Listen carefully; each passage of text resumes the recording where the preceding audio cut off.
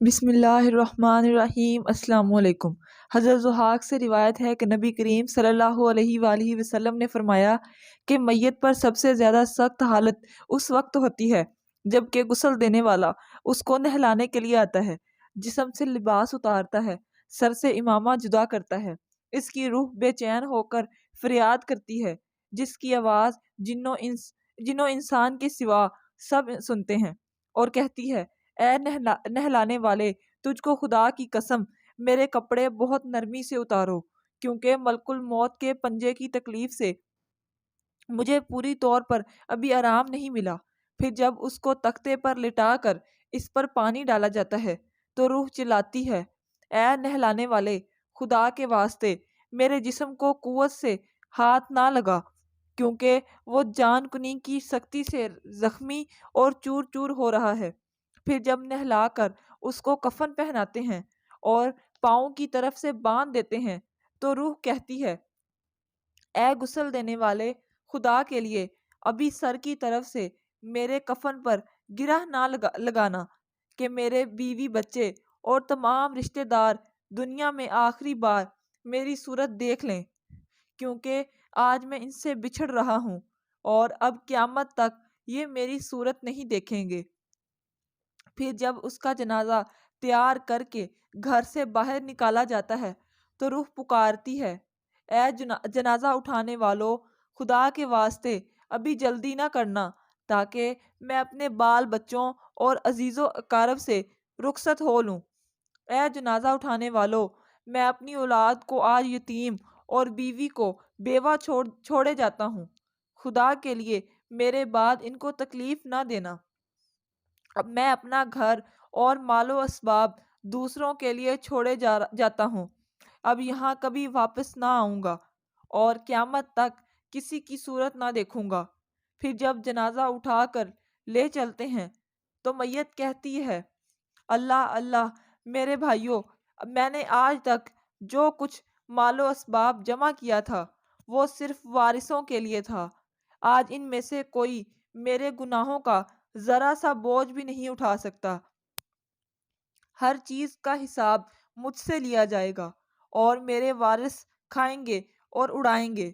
پھر جب نماز جنازے کے بعد دفن سے پہلے کچھ لوگ اپنے اپنے گھر جانے لگتے ہیں تو میت کہتی ہے: اے میرے بھائیوں، خدا کے واسطے ابھی سے ایسا ظلم نہ کرو، مرنے والا تم سے مانوس تھا اور تم دفن سے پہلے لوٹے جاتے ہو۔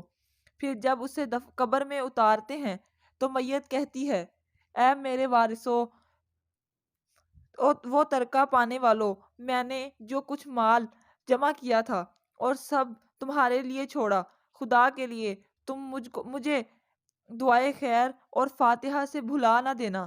بزرگوں کا قول ہے کہ آخرت کی منزلوں میں سے قبر پہلی منزل ہے، اگر اس منزل میں نجات پائی تو اس کے بعد کی منزلیں بہت آسان ہیں، اور اگر یہاں عذاب میں مبتلا ہوا تو آگے چل کر اس سے زیادہ سختی ہوگی۔ حدیث شریف میں ہے کہ مردہ قبر میں ایسا ہے جیسے کوئی شخص پانی میں ڈوب رہا ہو اور خدا کے لیے فریاد کرتا ہو۔ مردہ ہر وقت اپنے ماں باپ، بہن بھائی یا اولاد اور دوست وغیرہ اپنے پسماندگان سے دعائے خیر اور فاتحہ کا منتظر رہتا ہے۔ جب اس کو اس کے پسماندگان کی طرف سے کوئی تحفہ ثواب پہنچتا ہے تو وہ اس کے لیے تمام دنیا اور جو کچھ دنیا میں ہے سے محبوب و مرغوب ہوتا ہے، اور اللہ تعالیٰ اس کے رشتہ داروں کی دعائے خیر کے ثواب کو قبرستان والوں پر پہاڑوں کے برابر داخل فرماتا ہے۔ موت ایک دروازہ ہے جس میں سب لوگوں نے داخل ہونا ہے۔ حضرت عثمان رضی اللہ تعالیٰ عنہ جب کسی قبر پر جاتے تو اتنا روتے کہ ان کی داڑھی آنسوؤں سے تر ہو جاتی۔ آپ رضی اللہ تعالیٰ عنہ سے پوچھا گیا کہ آپ جنت و جہنم کا تذکرہ کرتے ہیں تو نہیں روتے مگر قبر دیکھ کر روتے ہیں؟ کہنے لگے: رسول اللہ صلی اللہ علیہ وآلہ وسلم نے فرمایا کہ قبر آخرت کی پہلی منزل ہے، لہٰذا اگر مرنے والا اس سے نجات پائے تو بعد کی منازل اس سے نجات پائے گا، تو بعد کی منازل اس سے کہیں زیادہ آسان ہے، اور اگر اس کی تکلیف سے نجات نہ پائے تو بعد کے مراحل اس سے زیادہ بہت زیادہ سخت ہیں۔ اور فرمایا کہ رسول اللہ صلی اللہ علیہ وآلہ وسلم کا ارشاد ہے کہ میں نے کوئی منظر نہیں دیکھا مگر قبر اس سے زیادہ سخت ہے۔ کیا ہمارے لیے ان قبروں میں عبرت نہیں؟ دیکھیے، مالدار، فقیر، طاقت و کمزور، سب قبروں والے دنیا میں لوٹنے کی خواہش رکھتے ہیں، مال جمع کرنے اور محل بنانے کے لیے نہیں، بلکہ اس لیے کہ کاش ہمیں ایک نماز پڑھنے کی مہلت مل جائے، کاش ہمیں ایک دفعہ سبحان اللہ کہنے کی فرصت دے دی جائے، لیکن اب ناممکن ہے۔ اب اعمال نامے لپیٹ دیے گئے ہیں، روح جسم سے نکال لی گئی ہے، زندگی کی مہلت ختم ہے، اب ہر میت اپنے عمل کی مرہون ہو کر قبر میں پڑی ہے۔ ایک حاجت مند حضرت عثمان غنی رضی اللہ تعالیٰ عنہ کے دروازے پر غروب آفتاب کے بعد آیا۔ ابھی اس نے دستک نہ دی تھی کہ حضرت عثمان غنی رضی اللہ تعالیٰ عنہ کی آواز اس کے کانوں میں پڑی۔ وہ اپنی اہلیہ سے شکایت کر رہے تھے کہ چراغ کی بتی موٹی ہے جو تیل زیادہ استعمال کرنے کا سبب بن رہی ہے۔ حاجت مند نے جو سنا تو وہ سوچتا ہی رہ گیا کہ وہ ایسے شخص سے حاجت براری کی کیا توقع کرے جو تیل کے معمول سے زیادہ خرچ پر اپنی بیوی کو سرزنش کر رہے ہیں۔ اس نے ارادہ کیا کہ حاجت بیان کر کے دیکھوں، شاید میری کچھ امداد کر ہی دیں۔ دستک سن کر حضرت عثمان رضی اللہ تعالیٰ عنہ باہر آئے۔ حاجت مند نے اپنی حاجت بیان کی اور لہجے میں زیادہ زور دیتے ہوئے کہا کہ ضرورت کچھ زیادہ ہی ہے۔ حضرت عثمان غنی رضی اللہ تعالیٰ عنہ نے اس شخص کا ہاتھ تھاما، بستی سے باہر لے گئے جہاں آپ کا سامان تجارت بڑی تعداد میں رکھا ہوا تھا۔ فرمایا، یہ سب تیری نظر ہے، کیا اس سے تمہاری ضرورت پوری ہو جائے گی؟ وہ شخص حیران ہکا بکا دیکھتا رہ گیا۔ چنانچہ اس نے عرض کیا، حضرت، یہ سب کچھ میری ضرورت سے زیادہ ہے۔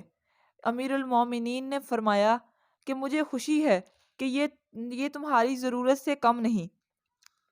اس شخص نے کہا، اے حضرت، ایک بات تو بتائیے، چراغ کی بتی قدرے موٹی ہو جانے پر آپ اپنی زوجہ محترمہ کو سرزنش کر رہے تھے، حالانکہ چراغ اس قدر روشنی رکھنے میں شاید صرف 1 درہم کا تیل استعمال نہ ہوتا، وہ تو آپ کو گوارا نہ ہوا، اور یہاں ہزاروں کا سامان مجھے بلا تعامل دے رہے ہیں۔